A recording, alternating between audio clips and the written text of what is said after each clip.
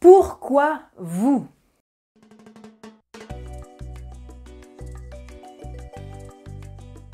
Bienvenue les filles dans cette nouvelle vidéo de Challenge ta vie. Si vous ne me connaissez pas encore, je suis Sarah Imbert, votre coach experte en confiance en soi grâce à la puissance du voyage transformationnel. Si vous n'êtes pas encore abonné à cette chaîne, vraiment abonnez-vous, faites partie de l'aventure. Mettez-moi un petit pouce pour m'encourager dans mon travail, pour m'encourager à vous délivrer toujours plus de contenu sur la confiance en soi et la puissance d'un voyage pour étayer votre vie. Avant de commencer cette vidéo, les filles, je vous invite à faire le quiz en description pour vraiment connaître votre profil Ennéagramme, c'est-à-dire vous connaître profondément, consciemment comme inconsciemment. L'idée, c'est de remplir ce quiz et que je puisse prendre contact directement avec vous pour vous donner les résultats. Pour revenir à la vidéo, pour finir cette semaine sur le thème de la confiance en soi au travail, je voulais vraiment traiter cette fameuse question qu'on redoute toutes qui est « Pourquoi vous et pas une autre ?» Donc avant de commencer, je voudrais vraiment vous sensibiliser sur le fait que cette question, il faut vraiment le prendre de manière pragmatique et pas la voir comme une question piège qui est là vraiment pour nous mettre mal à l'aise et finalement nous foirer notre entretien. Vraiment, je veux que vous ayez cet état d'esprit positif en vous disant « Ok, ça c'est mon opportunité de clore l'entretien sur une belle note et de m'assurer la place, tout simplement. » Donc je vais vous parler de 3 choses dans cette vidéo. Je vais vous parler finalement des vrais objectifs qui se cachent derrière cette question. Deuxièmement, je vais vous parler des erreurs à éviter en répondant à cette question. Et troisièmement, je vous parlerai de certains axes sur lesquels vous pourriez vous appuyer pour répondre brillamment à cette question. Pour les objectifs derrière cette question, il y en a 3 en réalité. Le premier objectif, c'est simplement de vérifier que vous ayez bien compris le sens du poste, les tâches du poste, que vraiment vous ayez bien compris la philosophie, que vous ayez bien compris l'objectif de ce poste. Le deuxième objectif, c'est vérifier que finalement cette motivation, elle est bien vôtre et que vous n'êtes pas venu à l'entretien sur conseil de vos parents ou sur obligation même de votre entourage, de vos proches en général, parce que vous deviez trouver un travail. Et enfin, le troisième objectif, c'est simplement de voir un petit peu votre habileté à savoir vous vendre, à savoir improviser.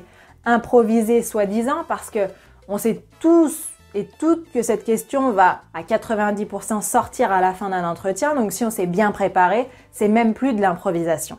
Ceci étant dit, maintenant je vais vous donner les 3 erreurs qu'il faut absolument éviter en répondant à cette question. La première, c'est évidemment de dire « je ne sais pas ». Je ne sais pas, c'est abandonner. C'est vraiment s'assurer de ne pas avoir la place. Même si vous n'avez aucune idée, même si c'est compliqué, faites l'effort de répondre quelque chose. Ce sera toujours mieux que de répondre rien du tout et de répondre je ne sais pas. La deuxième chose, c'est de répondre à côté de la plaque, avec une réponse un petit peu qui part dans tous les sens et donc finalement qui traduit le fait que vous n'avez pas préparé cette question.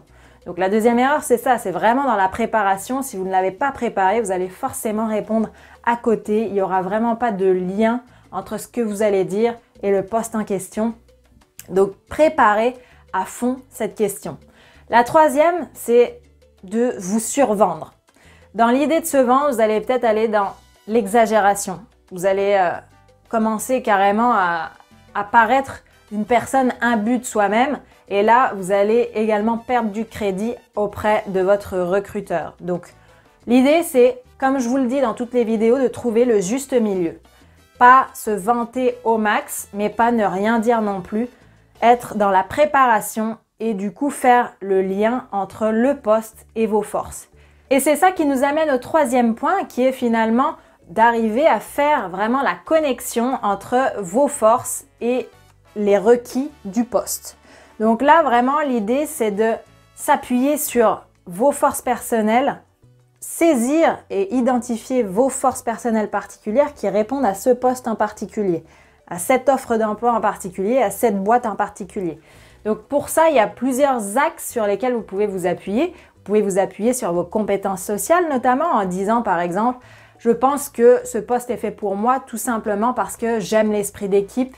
Lors de mon ancien job, j'ai réussi à créer une association parce que je me suis rendu compte que la cohésion d'équipe en dehors comme en dedans de l'entreprise était importante, etc., etc. Autre axe sur lequel vous pouvez vous appuyer, c'est vos compétences en rapport vraiment avec les compétences demandées sur le poste. C'est-à-dire, je pense que ce poste est fait pour moi parce que le marketing a toujours été un domaine dans lequel je me plais, dans lequel je m'enrichis sans cesse. J'adore apprendre de nouvelles choses. D'ailleurs, dans mon dernier poste, j'ai réussi à créer une boutique en ligne pour un commerce physique qui a généré X euros. C'est toujours mieux de mettre des chiffres, ça permet vraiment d'être pragmatique et d'appuyer vraiment votre compétence. La chose la plus puissante pour moi sur laquelle vous pouvez vous appuyer, c'est vraiment l'intérêt que vous portez à la boîte. C'est-à-dire que vous allez vraiment éplucher l'offre d'emploi, vous allez éplucher l'entreprise, vous allez voir un petit peu ce qu'ils font en ce moment, ce qu'ils ont fait dans le passé et vraiment vous en servir lors de cette question. En disant par exemple, bah voilà, je pense que le poste est pour moi parce que je me reconnais dans vos valeurs, je regarde sans cesse depuis ma plus petite enfance ce que vous réalisez et j'ai vu votre évolution en termes de marketing. Vraiment aujourd'hui, je pense que vous avez une belle assise et je pense pouvoir vous apporter quelque chose de plus en termes par exemple de marketing B2B alors qu'aujourd'hui vous êtes qu'en B2C. Je pense que vous avez tout à fait la carrure, le profil pour vous aventurer sur le marché B2B, par exemple. Enfin, vous voyez quoi, l'idée c'est vraiment de montrer qu'on a fait des recherches, qu'on s'intéresse profondément à ce que fait la boîte et qu'on a réfléchi à ce que nous, on pouvait apporter en plus. Voilà, faire des suggestions d'évolution, de perspectives, de choses peut-être à mettre en place qui pourraient faire monter l'entreprise. Vraiment, voilà, être dans une démarche déjà de je suis engagé, je suis avec vous et je veux qu'ensemble, on fasse évoluer votre entreprise. Donc voilà les filles, si vous avez aimé cette vidéo, si elle va vous servir, n'hésitez pas à la partager, à mettre un pouce, à mettre des commentaires également si vous voyez autre chose.